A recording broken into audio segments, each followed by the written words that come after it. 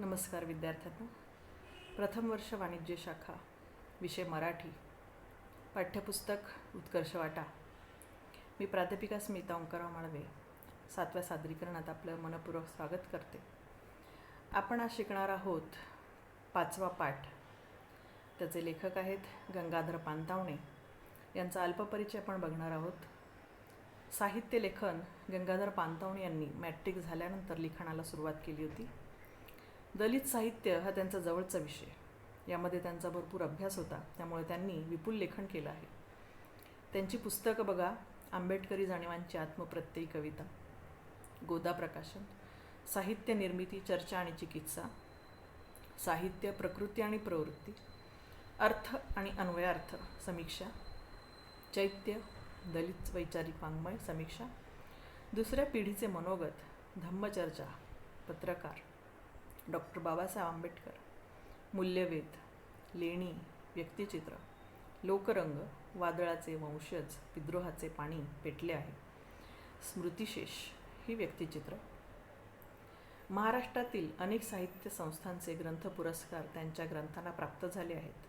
पुणे, वाई, नाशिक येथील प्रतिष्ठित वसंत व्याख्यानमाला तथा महाराष्ट्रातील अन्य व्याख्यानमाला, तसेच मुंबई, पुणे, कोल्हापूर, अमरावती आणि उत्तर महाराष्ट्र विद्यापीठातील विविध व्याख्यानमालेत त्यांनी महत्त्वपूर्ण व्याख्याने दिली आहेत. डॉक्टर गंगाधर पानतावणे यांनी मराठी साहित्याला दिलेल्या योगदानाबद्दल महाराष्ट्र साहित्य, राज्य साहित्य आणि संस्कृती मंडळाने त्यांना गौरववृत्तीने सन्मानित केले आहे. तसेच साहित्य अकादमीकडून भारतीय लेखक म्हणून त्यांना सन्मानित करण्यात आलं आहे.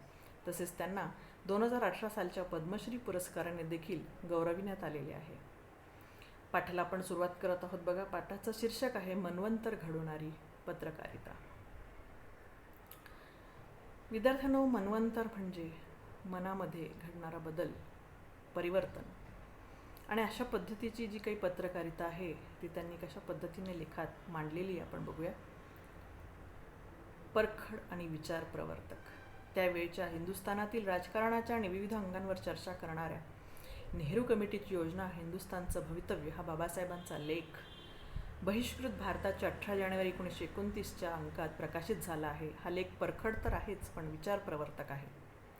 पंडित मोतीलाल नेहरू कमिटीने आपल्या अहवालात स्वराज्यात राज्यघटनेचे स्वरूप कसे असेल, मतदारसंघाची विभागणी कशी असेल यावर भाष्य केले होते. त्यावर बाबासाहेबांनी टीका केली की नेहरू अहवालात स्वयंसत्तेचे सर्वव्यापी अस्तित्व राज्यघटनेत नाही, त्या सुधारणा हवी. राष्ट्रहिताला अग्रक्रम हवा. नेहरू कमिटीने हिंदूंसाठी असलेला व व्यापारी वर्गासाठी असलेला मतदारसंघ काढून टाकून त्याऐवजी सर्वत्र स्थलवाचक मतदारसंघाची स्थापना करण्याचं ठरवलं होतं आणि मुस्लिमांच्या संदर्भात जातीवाचक संघाची शिफारस करण्यात आली होती. बाबासाहेबांनी या नव्या शिफारशीवर कडाडून विरोध नोंदवला. हिंदूंसाठी स्थलवाचक संघ निर्माण करत असताना मुसलमानांसाठी तीच पद्धती का अवलंबली नाही, हा असा सवाल त्यांनी केला. अस्पृश्य वर्गाकडे नेहरू कमिटीने पूर्णतः दुर्लक्षिलेचा आरोप केला. नेहरू कमिटीने सुचवलेली प्रतियोजना सुद्धा समुचित नाही, कारण सिंध, बलुचिस्तान, वायव्य सरहद्दीवरील प्रांत हे वेगळे आणि स्वतंत्र करण्यात आले. म्हणजे हिंदुस्थानात जे एकंदर 9-10 प्रांत आहेत त्यापैकी 5 प्रांतात मुसलमानांचं प्राबल्य होईल. नेहरू कमिटीची योजना आणि हिंदुस्थानाचं भवितव्य, बहिष्कृत भारत, पृष्ठ क्रमांक 18 आणि साल होतं जानेवारी 1929. प्रांतिक व मध्यवर्ती सरकार यांच्या परस्पर संबंधाचा विचार करताना बाबासाहेबांनी मध्यवर्ती सरकारवर, प्रांतिक सरकारवर अंकुश हवा असं रोखठोकपणे सांगितलं. कारण नेहरू कमिटीने मुसलमानांच्या रेट्यामुळे अंकुश नको अशी भूमिका घेतली होती. बाबासाहेबांनी इशारा दिला की मध्यवर्ती सरकारचा अंकुश नसेल तर प्रांतिक सरकार अनियंत्रित होतील आणि त्याचा परिणाम हिंदूंवर तर होईलच, पण देशावरही होईल. बाबासाहेबांचे द्रष्टेपण येथे प्रतीत होते. लोकशाही, संविधानात्मक नीतिमत्ता, राजकीय नीतिमत्ता, अल्पसंख्याकांचं संरक्षण, प्रभावी विरोधी पक्ष, राजकीय शिक्षण यासारख्या अनेक प्रश्नांवर डॉक्टर बाबासाहेब आंबेडकरांनी आपली भूमिका स्पष्ट, सडेतोड, प्रभावी आणि देशहिताचा विचार करूनच मांडली आहे. अर्थ, शेती, शिक्षण, वाङ्मय या विषयांवर बाबासाहेब आंबेडकर यांनी वृत्तपत्रीय लेखन अल्प केले असले तरी ते चिरंतन स्वरूपाचे आहे. राष्ट्र उभारणीत अर्थव्यवहाराला मूर्धन्य स्थान असल्याने आर्थिक स्वातंत्र्यावर त्यांनी भर दिला. हिंदुस्थानात संपत्तीची वाटणी विषम स्वरूपात असल्याने ती राष्ट्रीय आपत्ती आहे असे ते म्हणत. संपत्तीची समान वाटणी आणि जनकल्याण अभिन्न असावं असं त्यांचं मत होतं. शेतीला उद्योग समजून आधुनिक पद्धतीने शेती करण्यावर भर देताना शेतकऱ्यांचं शोषण करणाऱ्या खोडतीशाही सारख्या शोषण यंत्रणेवर बाबासाहेबांनी खरपूस टीका केली. मात्र अद्ययावत शेती सुधारणेचा संबंध त्यांनी देशाच्या अर्थव्यवस्थेशी जोडला.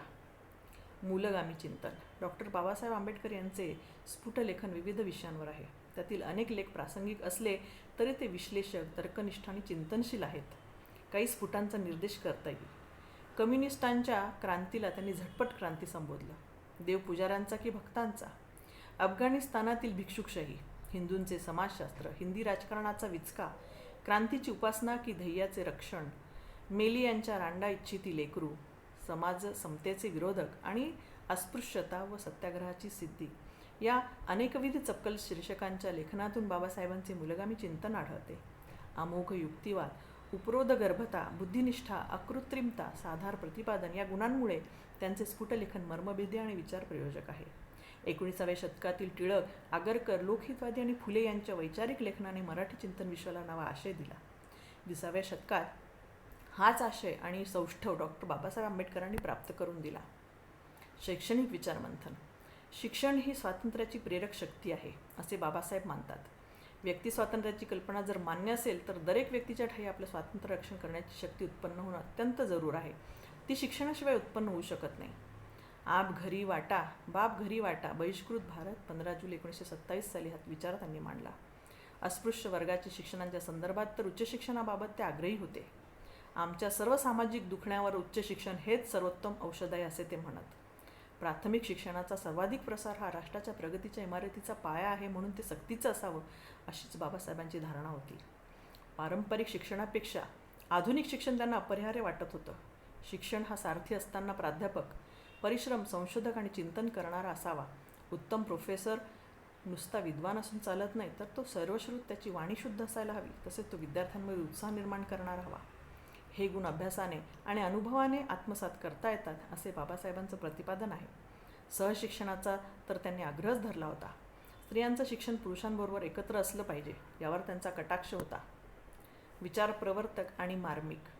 संत साहित्य, लोकसाहित्य, आधुनिक वाङ्मय, पंथोपंथ यावर डॉक्टर बाबासाहेब आंबेडकर यांचे भाष्य विचारप्रवर्तक आणि मार्मिक आहे. त्यातून त्यांची चिकित्सक दृष्टी प्रतीत होते. संतांनी चातुर्वर्ण्याला किंचितही धक्का लावला नाही.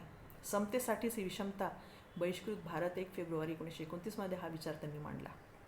मात्र संत वाङ्मयातील नैतिक शिकवणुकीचा भाग सामाजिक सौहार्दाला उपयुक्त आहे असेही बाबासाहेब म्हणत. पण कर्मविपाक, अंधश्रद्धा आणि वर्णाश्रम धर्माचा संतांनी केलेला पुरस्कार मात्र त्यांनी नाकारला. लोकसाहित्य हा सांस्कृतिक आविष्कार आहे असे डॉक्टर बाबासाहेब आंबेडकर यांचे मत होते. त्यामुळे हे साहित्य जतन केलं पाहिजे अशी त्यांची भूमिका होती. त्यांनी स्वतः जुन्या वाङ्मयाचा जीर्णोद्धार नावाचा लेख 2 ऑगस्ट 1952 जनतामध्ये प्रकाशित केला. आधुनिक वाङ्मयात नाटक हा प्रकार त्यांना विशेष आवडत होता. प्रबोधनकार ठाकरे यांच्या खरा ब्राह्मण या नाटकावर त्यांनी समीक्षा लिहून साधक बाधक चर्चा जनता पाक्षिकातून केली. मानवी स्वातंत्र्याच्या इतिहासात वृत्तपत्रीय कर्तृत्वाला महत्त्वाचं स्थान दिलं. डॉक्टर बाबासाहेबांची पत्रकारिता त्या दृष्टीने विचारात घ्यावी लागते. त्यांची पत्रे ही प्रयोजनपत्र होती. ती धूमकेतूसारखी होती. ते विख्यात अर्थशास्त्रज्ञ होते, परंतु त्यांना आपल्या वृत्तपत्रांचं अर्थशास्त्र कधीच जुळवता आलं नाही. वृत्तपत्र जगवण्यासाठी त्यांच्याकडे अर्थओघ नव्हता आणि अद्ययावत पुरेशी यंत्रणाही नव्हती. मात्र आपल्या पत्रातून 24 रकाने लिहिणारे बाबासाहेबांचे हात दलितांच्या नवसृष्टीचे रचनाकार मात्र नक्कीच होते. बाबासाहेबांचे मराठी वृत्तपत्रीय लेखन आत्मप्रत्ययी होते. लेखन क्रीडा हा त्यांच्या लेखणीचा धर्म नव्हता. त्यांच्या लेखनात टिळकांप्रमाणे जोश व आवेश आहे, परंतु आक्रमकता आणि तीव्रता टिळकांपेक्षा काकणभर अधिकच. कदाचित परकीयांशी आणि स्वकीयांशी लढण्यातील फरकाचा हा भाग असावा. बाबासाहेबांची लेखणी स्वयंभू आणि स्वयंसिद्ध होती. वक्तृत्व आणि प्रवाहित्व ही त्यांची लेखन शैलीची वैशिष्ट्ये आहेत. अमोघ युक्तिवाद हा तर त्यांचा ठळक लेखन विषय. हा युक्तिवाद भावनेपेक्षा बुद्धीला आणि कल्पनाविलासापेक्षा तर्कशक्तीला आवाहन करतो. बाबासाहेबांनी तत्कालीन विरोधी जातीवादी पत्रकारांच्या वृत्तीचा, अहंकाराचा दंभस्फोट वेगवेगळ्या उदाहरणांनी योग्य त्या वेळी केला आहे. वरवर प्रतिपक्षाचे बिनतोड वाटणारे मुद्दे कुशलतेने खोडून काढताना मार्मिक युक्तिवाद आणि मर्मभेदी इतिहास यांचं दर्शन बाबासाहेबांनी घडवलं आहे. लोकभाषेचं माध्यम. लोकजागृतीच्या चळवळीला लोकभाषेचं माध्यम स्वीकारावं लागतं. बाबासाहेबांनी इंग्रजी भाषेत विपुल ग्रंथरचना आणि वृत्तपत्रीय लेखन केलं असलं तरी मराठी वृत्तपत्र स्थापून मराठी भाषेचाच जनसामान्यांना प्रबोधित करण्यासाठी अवलंब केला. आपल्या मराठी भाषेला व लेखनाला इंग्रजी वळण लागू दिले नाही. इंग्रजीत विचार करून मग मराठीत अनुवाद करण्याची खोटी इंग्रजी भक्ती त्यांनी दर्शवली नाही. त्यांना आपली भाषा अकारण शब्दजड वा ग्रांथिक बनवण्याची आवश्यकता वाटली नाही. स्वप्नाळू जगात या भावविवशतेच्या अरण्यात स्वतःला हरवू न देता प्रज्ञासूर्य डॉक्टर बाबासाहेब आंबेडकरांनी सामाजिक न्यायमूल्यांची जाणीव सतत जागती ठेवली. त्यांची मराठी वृत्तपत्रकारिताही याचीच साक्ष देते. लोकराज्य एप्रिल 2016 साली प्रसिद्ध झालेलं गंगाधर पाणतवणे या प्रसिद्ध अभ्यासकांचं हे बाबासाहेबांच्या विषयीचं मत आपल्याला या पाठातून दिसून येतं. परखड विचारप्रवर्तक असे बाबासाहेब, त्याचबरोबर प्रबुद्ध भारत असेल, बहिष्कृत भारत असेल, ह्या संपूर्ण पत्रकारितेच्या संदर्भात त्यांचे विचार त्यांनी कशा पद्धतीने मांडले, सडेतोड भूमिका कशी घेतली, प्रसंगी आपल्याच माणसांचा रोषही उडवून घेतला, असं सगळं संपूर्ण व्यक्तिमत्व बाबासाहेबांचं पाणतवणे यांनी या लेखामध्ये अधोरेखित करण्याचा प्रयत्न केलेला आहे. आपण या ठिकाणी थांबूया. धन्यवाद.